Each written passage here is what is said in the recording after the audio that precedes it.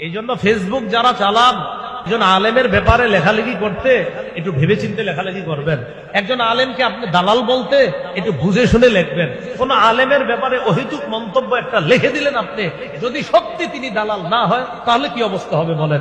আপনি যেটা লেখছেন যদি সত্যি তিনি সেটা না হয় তো আপনার কি অবস্থা হবে সেটা বলেন।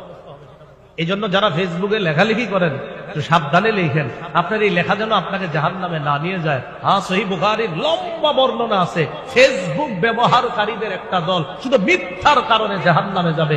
লম্বা হাদিস আছে বুখারীর, শুধু মিথ্যার অপপ্রচারের কারণে জাহান্নামে।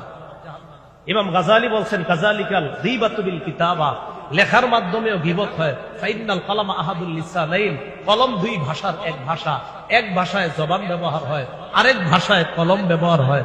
আল্লাহ আমাদের সকলকে জবান, কলম, ইশারা এবং লেখা এই জাতীয় গীবত থেকে আল্লাহ হেফাজত করেন।